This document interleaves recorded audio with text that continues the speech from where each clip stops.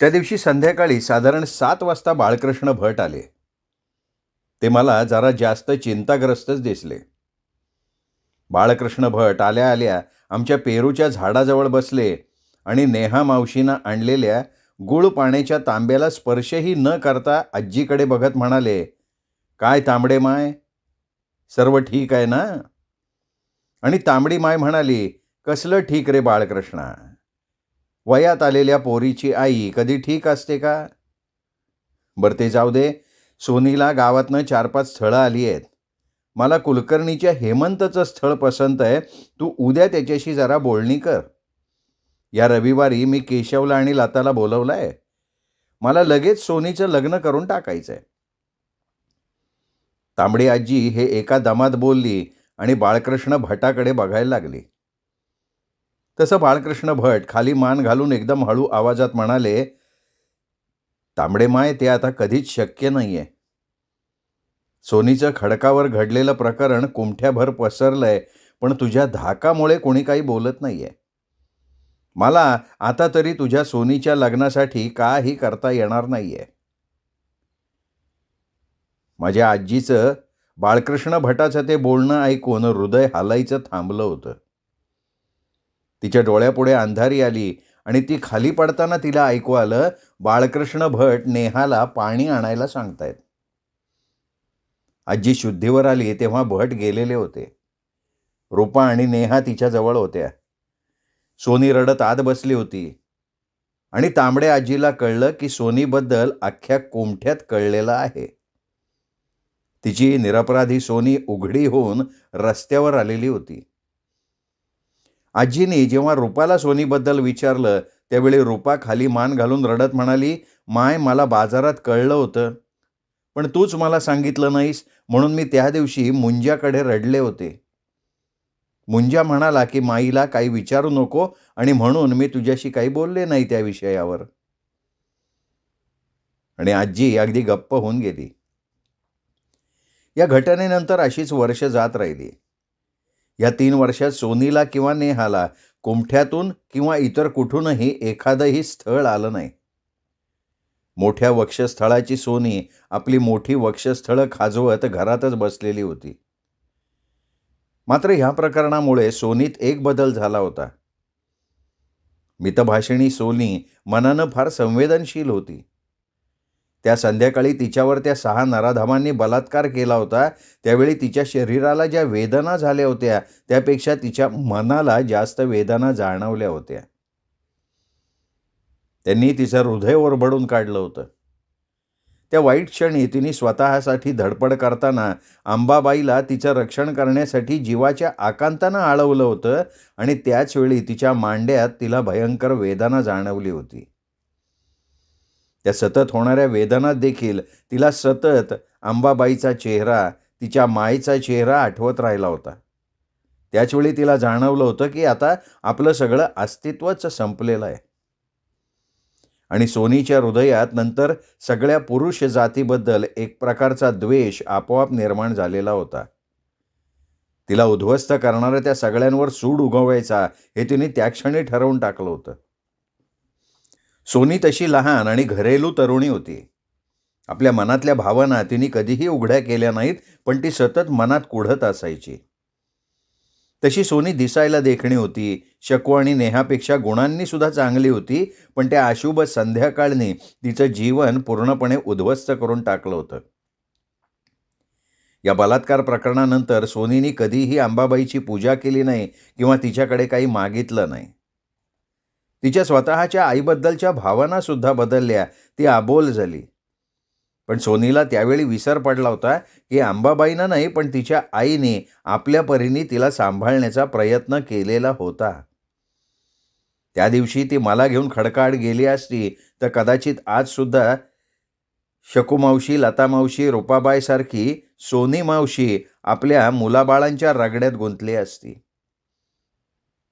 पण नशिबाने सोनीचं सगळं उलटच करून टाकलं होतं. आमची सोनी नंतर जीवनाच्या वाटेवर अगदी वेगळ्या वाटेनं गेली. त्या वेगळ्या वाटेवर तिचा अंतही झाला. माझी सुंदर आजी आपल्या सुंदर डोळ्यांनी आपल्या सोनीचा अधप्पात फक्त दूर उभी राहून बघत राहिली होती. सोनीला अडवण्यासाठी तिचे हात फार दुबळे पडले होते. नेहा आता जास्त आडदांड आणि पुरुषी झाली होती.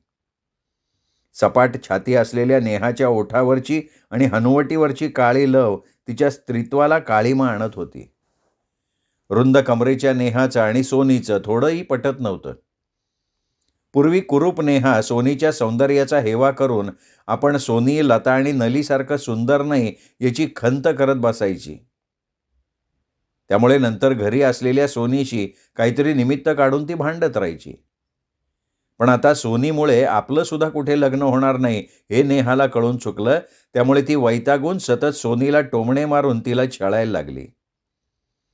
त्या दोघी कधी एकमेकीचे केस धरून भांडायला लागल्या की माझी आजी उठून रूपाच्या घरी किंवा मागच्या माडाला डोळे मिटून बसून राहील.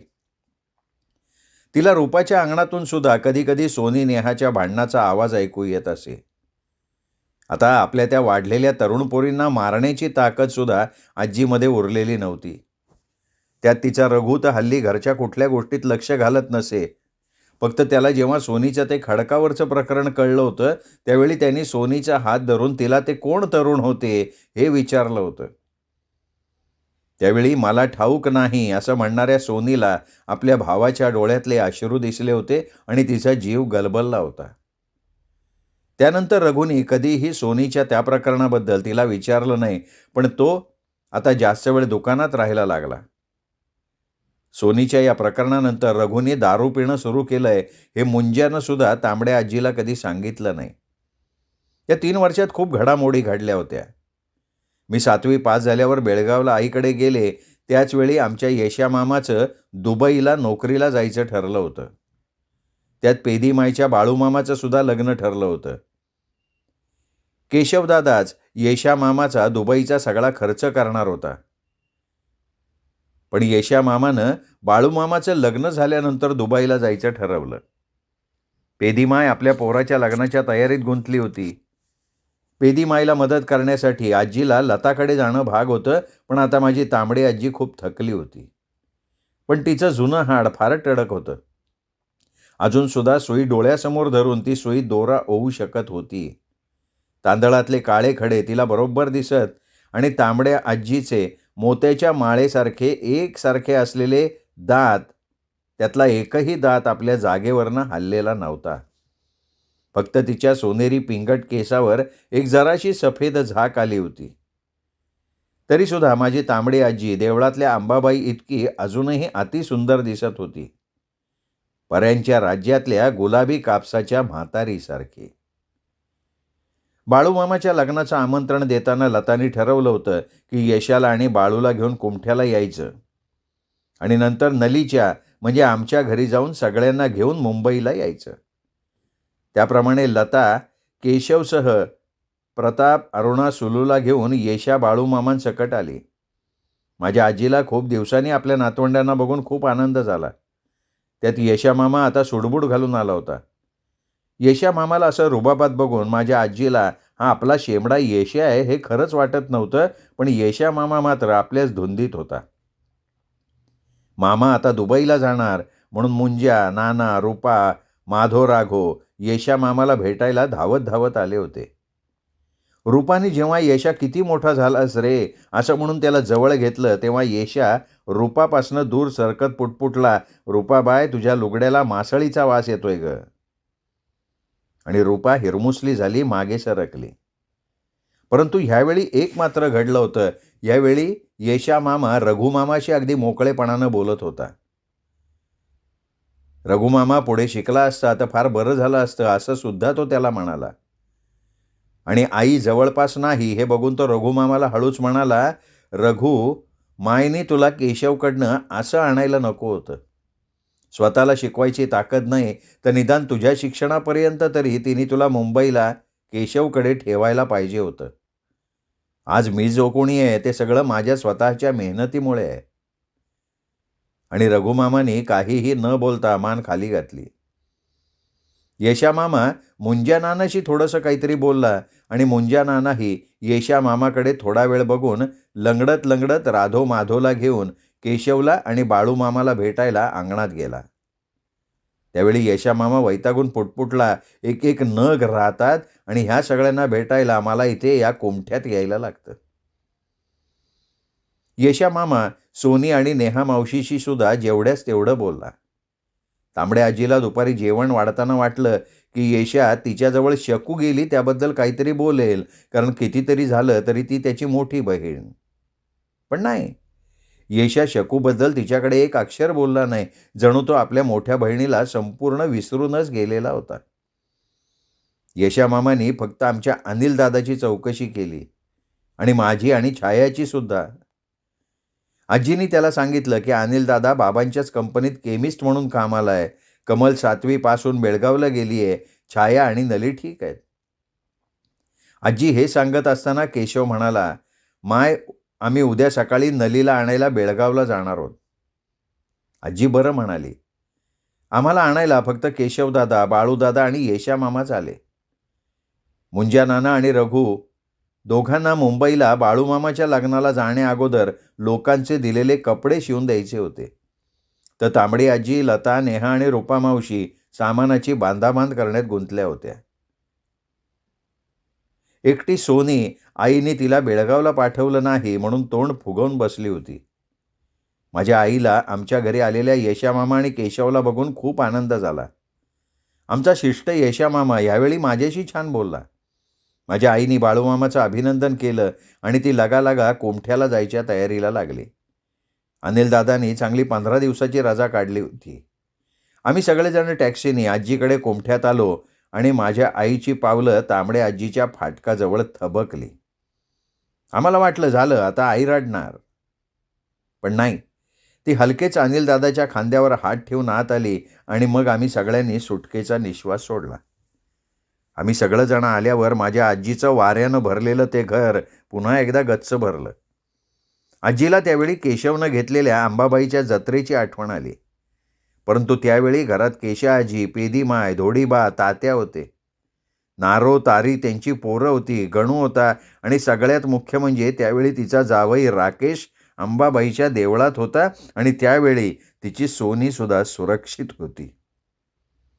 ती जत्रा संपली आणि नंतर तिचं घर त्या जत्रेप्रमाणे खाली खाली होत गेलं. रात्री जेवण झाल्यावर आजीनं हलकेच लताला म्हटलं, की "लते, तू एखादा मुंबईचा कुठलाही तरुण सोनीला बघ ग. मला तिची फार काळजी वाटतेय. त्यात नेहा बघ कशी वाढली आहे. घरात सारखे बकाणे भरते, सोनीशी भांडत बसते. मी तर म्हणते लता, त्या नेहापुढे शेणाच्या शेण्या ठेवल्या ना तर त्यासुद्धा ती चावून चावून खाईल, घट्ट करून टाकेल." लता हसली आणि म्हणाली, "माय, मी पूर्वीच सोनीबद्दल केशवकडे बोलले होते, पण ते नेहमी बघूया बघूया असंच म्हणतायत." नंतर थांबून आजीकडे बघत लता हलके म्हणाली, "त्यात माय, आमच्या दारूच्या बारमध्ये कोणी तरुण माणसं फार कमी येतात. येतात ते सगळे दमलेले भागलेले कामगार येतात. थोडा वेळ बसतात, दारू पिऊन जातात. त्यामुळे मी सुद्धा यांना सोनीबद्दल काही बोलू शकत नाही ना." आजी म्हणाली, "अगं पण लते, मी म्हणते तुमच्याकडे तो रहीम आहे, मंगेश आहे, आणखीन काही केशवची मित्रमंडळी आहेत. मग त्यातलं कोणी सोनीला पत्करणार नाही का? तुला ठाऊक आहे की सोनीची त्यात काही चुकी नव्हती ग." लता खाली मान घालून म्हणाली, "माय, एक लक्षात घे की ती सगळी आमच्या मुलांप्रमाणे आहेत. अगं पेदी माय, त्या कोणाला सोनीशी लग्न करू देणार नाही ग.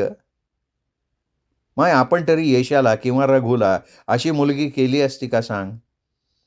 त्यात केशव अस्सल कुमठेकरांचे विचार ठेवणार आहे." आणि आजीला लताचं बोलणं पटलं. नंतर तिला अचानक वाटलं, आपण लताकडे काय बोलून बसलो हे. आपल्याला ठाऊक आहे केशवची नजर सोनीवर रेंगाळत असते. तरी तिच्या संसारावर आपण सोनीचा निखारा ठेवायचा विचार करतोय. काय झालंय काय आपल्याला? आणि आजी एकदम लताचा हात धरून म्हणाली, "पोरी, कधी तुम्हाला सोनीसाठी मुलगा शोधायचा झाला तर तो तुम्ही मुंबई बाहेरचा बघा, नाहीतर मग ती आणि तिचं नशीब." या सगळ्या गडबडीत केशवनं बघितलं, मुंज्या आणि रघु गावातल्या नारायणाच्या दुकानात थोड्याशा पगारावर काम करतात. केशवने ठरवलं की कुमठ्यात रघुच्या नावावर एक दुकान घालून द्यायचं. म्हणजे आणायचे रघुचं बस्तान नीट बसेल आणि मुंज्याचा सुद्धा फायदा होईल. आपल्याच दुकानात रघु, मुंज्या, राधो, माधो कपडे शिवतील. कोणाचं वर्चस्व त्यांच्यावर असणार नाही. केशवनं हे ठरवलं आणि तो चटकन त्या कामाला लागला.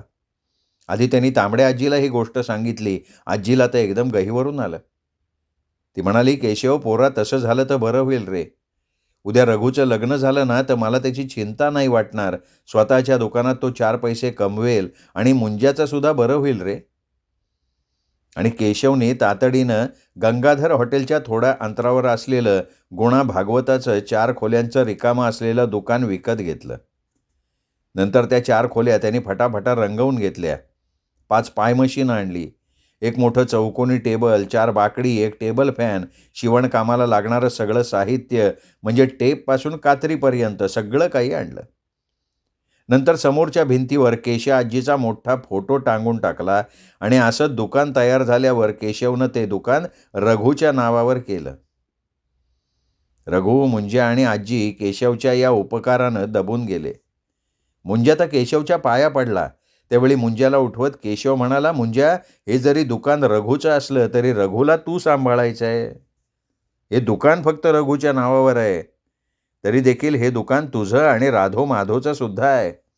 तू उत्कृष्ट शिंपी आहेस मुंज्या, आणि मी या दुकानासकट रघूला तुझ्या हातात देतोय." आणि लंगड्या मुंज्यानं चटकन केशा आजीच्या फोटोला नमस्कार केला. त्या रात्री मुंज्या नाना कितीतरी वेळ केशवचा हात धरून अंगणात बसला होता. मुंज्याजवळ शिवण्याची कला होती, पण स्वतःच्या दुकानाअभावी त्याला काही करता येत नव्हतं. जे काही थोडे कपडे नारायण त्याला शिवायला देत असे, ते शिवून महिन्याकाठी 4 दिडक्या तो मिळवत असे. आता मात्र त्याला आणि रघूला स्वतः निरनिराळ्या फॅशनचे कपडे शिवून ते आपल्या दुकानात ठेवता येणार होते. एखाद्या कपड्याची संपूर्ण शिलाई त्यांना मिळणार होती. रूपाचे गुणी राधो आणि माधव फक्त 7वी शिकले होते, परंतु मुंज्या नानानं त्यांना आणि रघूला आपल्याला येणारं सगळं शिवणकाम शिकवलेलं होतं. ते घरच्या घरी मुंज्याला मदत करीत. रघू मुंज्या नानाला आपल्या वडिलांसारखं पूज्य मानत असे. त्याला जे काही कधी आपल्या आईजवळ किंवा सोनीजवळ बोलता येत नव्हतं, ते तो सगळं मुंज्या नानाला सांगून मोकळा होत असे. केशवने मुंज्या नानाला आणि रघुमामाला सांगितलं की आता मुंबईला एकदा का बाळूचं लग्न झालं की नंतर मुंबईहून त्यांना पाहिजे त्या कपड्याची खरेदी करून घ्यायची. रघुमामाच्या दुकानात एक रेडिओसुद्धा ठेवायचा. पण हे सगळं बाळूचं लग्न आटोपल्यावर. रघूच्या दुकानाचं उद्घाटन बाळूमामाचं लग्न झालं की बाळूमामा आणि त्याची पत्नी अंबाबाईच्या पाया पडायला कोमठ्याला येणार होती. त्यावेळी दुकानाचं उद्घाटन तांबड्या आजीच्या हस्ते करायचं केशवनं ठरवलं. तांबड्या आजीच्या घरात सगळी मंडळी जमल्यावर दुसऱ्याच दिवशी सगळ्यांची मुंबईला जायची घाई सुरू झाली. केशवने ह्यावेळी एक लॉरीच भाड्यानं घेतली होती. लॉरीवर कपड्याचा पडदा लावण्यात आला होता. तांबड्या आजीकडच्या जुन्या जाड गाद्या लॉरीत पसरवून टाकल्या गेल्या आणि रूपा, लता, सोनी, नेहा मावशींनी केलेल्या फराळाचे डबे लॉरीमध्ये ठेवले गेले. केळी, शहाळी आणि तांबड्या आजीच्या अंगणातली फळं टोपल्यातनं लॉरीमध्ये ठेवली गेली आणि नंतर त्या आराम घरातनं आम्ही सगळेजण मुंबईला निघालो. जाताना माझ्या आजीने आणि लता मावशीनं लॉरी थांबवून लग्नासाठी थोडी खरेदी केली. बाळूमामासाठी आहेर घेतले गेले. लॉरीने मुंबईला जाताना आम्ही सगळ्यांनी खूप धमाल केली. माझी नेहमी दुर्मुखलेली आईसुद्धा यावेळी खूप मोकळेपणानं सगळ्यांशी हसत हसत बोलत होती.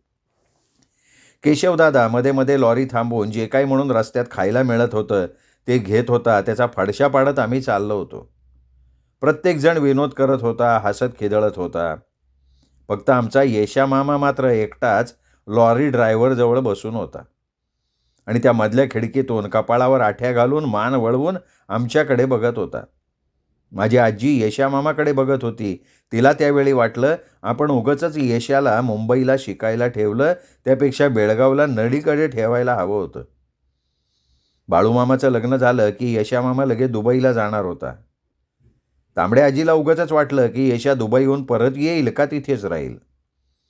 आजी ह्या विचारात गरका असताना मी आजीला हलवलं आणि म्हणाले, "आजी, अगं मला झोप येतेय. मी तुझ्या मांडीवर डोकं ठेवून पडते." आणि आजीने मला जवळ घेतलं. मला आत्ताही आठवतं त्या रात्री त्या लॉरीत तो वर घातलेला पडदा, त्या मऊ गाद्यावर बसलेली आमची घरची मंडळी. ती लॉरी त्यावेळी आमचं चालतं बोलतं आरामघर झालेलं होतं. धावणारे, धक्के देणारे आणि तरीही येशा मामा सोडून सगळ्यांना जवळ आणणारं ते मजेदार घर. आजही माझ्या स्मरणात सगळं रुतून बसलंय. माझी आजी त्या गादीच्या खोलीत बसून निवांतपणे तपकी रोडत, पान खात, प्रताप अरुणच्या जवळ बसून माझ्या आईबरोबर गप्पा मारत होती. रूपा, लता, नेहा मावशी, केशवदादा, बाळूमामा हे सगळे गाण्याच्या भेंड्या लावत बसले होते. मी आजीच्या मांडीवर डोकं टेकून पडले होते. मुंजा नाना, रघुमामा आपल्या दुकानाबद्दल बोलत बसले होते. फक्त आमचा तिरळ्या डोळ्याचा यशा मामा आपल्या विचारात गर्क होऊन पुढे बसला होता. मागे आम्ही काय गंमत करतोय हे त्याला ठाऊकही नव्हतं. येशा मामाच्या मानानं आमचे चोरून दारू पिणारे रघुमामा वागायला फार छान होते. आमच्या रघुमामाला इतकं मोकळं मी पहिल्यांदा बघत होते. केशव, रघुमामा मध्ये मध्ये खाली उतरून हे ते घेत होते, पण आमच्या मुंजा नानाच्या दुखऱ्या पायामुळे त्यांच्यानं सारखी लॉरी चढ उतार होत नव्हती. इतक्यात त्यांनी जोरात गाणं म्हणायला सुरुवात केली. सांतानाच्या डोंगरार पाकळो ऐपयता, तांबडे कापाट नेसल्यावर रुपये दाखवता. आणि मुंजा नानाबरोबर सगळ्यांनी ताल धरला. आजीनी सुद्धा अनेक जुनी गाणी म्हटली. आई शांतपणे गाणी ऐकत होती, पण तिचे सुंदर उदास डोळे बाबांच्या आठवणीनं भरलेत हे मला जाणवलं. ते आईजवळ बसलेल्या अनिल दादाला सुद्धा उमगला असावं. तो मग हळूच उठला, आईच्या मांडीवर डोकं ठेवत म्हणला, अगं आई, काळजी करू नकोस, मी आहे ना. आणि तेवढ्यात एक गंमत झाली. केशवानं तिथेच असलेले एका झाडावरचे फणस कापून आणले आणि तो लॉरीच्या मागेच फणस कापला. प्रत्येकाच्या हातावर फणसाचे तुकडे दिले. आपले घरे आपण काढून खायचे म्हणजे मज्जा. असा चोरलेला फणस खाताना आम्हा सगळ्यांना खूप मजा आली. आजीनी नंतर खोबरेल तेलाची बाटली काढली आणि आम्ही थोडं थोडं तेल हाताला लावून आमचे फणसाच्या चिकानी भरलेले हात स्वच्छ करून टाकले. मध्येच केशवनी एका हॉटेलसमोर लॉरी थांबवली आणि जेवण लॉरीतच मागवलं गेलं. बिचाऱ्या हॉटेलातल्या पोरांची लॉरीत बशा देता देता धावपळ उडाली. त्यातल्या त्यात नेहा मावशींनी 2 चमचे लपवून ठेवले आणि हे कळल्यावर सगळेजण नेहाला हसले. रात्री मी आजीच्याच कुशीत झोपले. रात्रभर कोणी झोपत होतं, कोणी गप्पा मारत होतं, पण त्या गडबडीत मला कधी झोप लागली हे कळलं नाही. सकाळी सकाळी मला जाग आली आणि मी डोळे किलकिले करून बघितलं तर तो आपल्या बसलेल्या जागेवर पसरला होता. शेवटी एकदाची आमची कुमठ्याची वरात दुपारी मुंबईला दाखल झाली. असा आम्हा सगळ्यांना एकत्र आणणारा प्रवास आमच्या सगळ्यांच्या लक्षात राहिला. या आमच्या सगळ्या कुटुंबाला एक मायेचा धागा एकमेकांबरोबर गुंफलेला होता आणि या मायेच्या धाग्यात येशा मामाचा एक मणी मात्र बाहेर घरंगळला होता. आम्ही मुंबईला पोचलो तेव्हा गॅलरीत तात्या आराम खुर्चीत बसलेले होते. दुसऱ्या आराम खुर्चीवर मंगेशचा म्हातारा बसला होता. आम्हा सगळ्यांना बघून तात्या खुश झाले. आजी तात्यांना बघून म्हणाली, तात्यानू, अगदी बोक्यासारखे गले लठ्ठ झालाय आणि कुमठ्याला यायला काय तुमचे पाय मोडलेत? तात्या उठले, हसत म्हणाले, अगं तांबडे, आता कुमठ्याला मला मिरवत फिरायची ताकद नाही. परत केशवच्या बारच्या गल्ल्यावर माझ्याशिवाय कोण बसणार? आत्ता मी रहीमला गल्ल्यावर बसून चहा प्यायला आलो होतो. आणि नंतर तात्या आणि आजी केशा आजीच्या आठवणी काढत बसले. तांबडे आजींनी मंगेशच्या म्हाताऱ्याची चौकशी केली. आम्ही आलो तेव्हा पेदीमाय आजीसाठी मासळी आणायला बाजारात गेली होती. ती बऱ्याच वेळानं आली आणि नंतर खरी धावपळ चालू झाली. आमच्या बाळूमामाची पत्नी शेजारच्याच बिल्डिंगमधली सोनवडेची कुंदा होती. लहानशी 14-15 वर्षाची गोरी गोरी कुंदा छान होती. दोन्ही गालावर खळ्या पडून हसणारी कुंदा आम्हा सगळ्यांना फार आवडली, पसंत पडली. कुंदाच्या घरात विशेष माणसं नव्हती. म्हातारे सोनवडे मास्तर, त्यांची पत्नी आणि कुंदाचा अर्धांगवायूनं बिछाण्यावर खेळलेला 8 वर्षांचा भाऊ चंद्रकांत आणि सोनवड्यांची एक बालविधवा म्हातारी बहीण, एवढंच कुंदाचं कुटुंब. आयुष्यभर मास्तरकी करून कुंदवडेने 5 जणांची पोटं कशी तरी भरली होती. आता कुंदाच्या लग्नाच्या विवंचनेत ते होते तेव्हाच नेहमी संध्याकाळी गणूबरोबर थोडा वेळ फिरायला बाहेर जाणाऱ्या बाळूचं आणि कुंदाचं कधी जमलं याचा गणूला सुद्धा पत्ता लागला नाही. कुंदाला एकदा भेटल्यावर बाळूमामानं नंतर वेळ नाही घालवला. त्याने आपली आई पेदीमाईला, धोडीबाबांना, केशवला आणि लताला कुंदाबद्दल स्पष्टपणे सांगितलं आणि नंतर केशवनं तात्या, धोडीबाई, पेदीमाई आणि लता मावशीला घेऊन कुंदाला सोनवडेकडे रीतसर मागणी घातली. पोरीच्या लग्नाच्या गायकुईतीला आलेल्या सोनवड्यांनी बाळूमामाचं कुळ गोत्र न विचारता लग्नाला होकार दिला. केशवनी सुटकेचा श्वास सोडला. आम्ही सगळेजण बाळूमामाची चेष्टा करत असताना केशवदादा माझ्या आजीकडे बघत होता. चेष्टेनं म्हणाला, तांबडे माय, जर सोनवड्याने बाळूला नकार दिला असताना तर मी ठरवलं होतं की कुंदाला पळवायचं, कोमठ्याला न्यायचं आणि बाळूबरोबर तिचं लग्न करून द्यायचं. आजी सकट आम्हा सगळ्यांना केशवचा टोमणा कळला. आम्ही सगळे हसत असताना माझी हुशार आजी मिश्किलपणे हसता हसता केशवदादाला म्हणाली, पण केशव, तुला त्यासाठी सोनवड्यांना 2 दारूच्या बाटल्या आणि 4 रावच द्यायला लागले असते रे, नाही का? आणि आम्ही सगळेजण मोठ्यांदा हसलो आणि केशवदादा लाजला. बाळूमामाचं आणि कुंदाचं लग्न मोठ्या थाटामाटात झालं. केशवने लग्नात दोन्हीकडचा खर्च केला होता. त्याचवेळी आमच्या यशवंत मामाची दुबईला जायची घाई सुरू झाली. यशा मामाचा पासपोर्ट, त्याचे कपडे, सगळी तयारी केशवदादांनी केली. उद्या यशा मामा दुबईला जाणार होते. आम्ही रात्री जेवणं आटोपल्यावर सगळेजण बोलत बसलो होतो आणि महान आश्चर्य म्हणजे कधी नाही ते आमच्यात यशा मामा येऊन बसले. आमची आजी डोळ्यात आसवा आणून बडबडत होती. आम्ही सगळेजण बोलत असताना तांबड्या आजींनी मध्येच उठून यशा मामाला जवळ घेतलं आणि म्हणाली, यशा बाळा, आज तुझे वडील हवे होते रे. बाळा, परदेशात नीट राहा, नीट वाग आणि सगळ्यात महत्त्वाचं म्हणजे कधीही केशवला आणि लताला विसरू नकोस. आज तू जो काही आहेस आणि पुढे जे काही होणार आहेस हे सगळं त्यांच्यामुळे तुला शक्य झालंय. आमची आजी डोळ्यात आसवा आणून बडबडत होती आणि मध्येच उठून यशा मामा झोपायला निघून गेले. आम्ही सगळेजण यशा मामा गेला त्या वाटेनं आणि तांबड्या आजीकडे बघत असताना आजी खेदानं लता मावशीला म्हणाली, लते, मी या पोराला घालवून बसली आहे बघ. लता मावशी सावरून घेत म्हणाली, नाही ग माय, यशा उद्या जाणार आहे ना, या ताणाखाली तो आहे म्हणून तो असा वागलाय. मनावर नको घेऊस तू त्याचं. सकाळी टॅक्सीने बाळूमामा, केशवदादा, अनिलदादा यशा मामाला घेऊन विमानतळावर जाणार होते. यशा मामाला निरोप द्यायला सकाळी सगळं कुटुंब एकत्र जमलं. यशा मामा सुडबुड घालून तयार झाले होते. आम्ही सगळे खाली गेलो. यशा मामाला असं सुटाबुटात बघितल्यावर कधी नाही त्या आजीला त्या क्षणी वाटलं की आपण खूप वर्षामागे रघुला मुंबईहून कुमठ्याला आणलं, ही फार मोठी चुकी केली. कदाचित केशवच्या धाकानं पुढं रघु सुधारून शिकला सुद्धा असता. यशा मामा जायला निघाले त्यावेळी आजीने त्यांच्या हातावर दही ठेवलं. तसे तिरळे यशा मामा कोणाच्याही पाया न पडता पटकन टॅक्सीत बसायला लागले. तेव्हा लता मावशी जरा जोरात म्हणाली, यशा थांब, आधी सगळ्यांच्या पाया पड, आशीर्वाद घे आणि मग निघ. आणि यशा मामा नाईलाजानं वळले. सगळ्यांच्या पाया पडून आपले तिरळे डोळे ओले सुद्धा न करता टॅक्सीत बसून पटकन विमानतळावर निघून गेले. माझी आजी त्या टॅक्सी गेलेल्या रिकाम्या वाटेकडे बघत हलकेच पुटपुटली, यशा बाळा, घराची आठवण ठेव रे. आणि मग वर जाऊन ती तात्यांशी, पेदीमाईशी गप्पा मारत बसली. आम्ही 4 दिवस मुंबईला राहिलो. जीवाची मुंबई केली. माझ्या आईने वळचणीच्या सावल्या हा मराठी चित्रपट आमच्याबरोबर बघितला.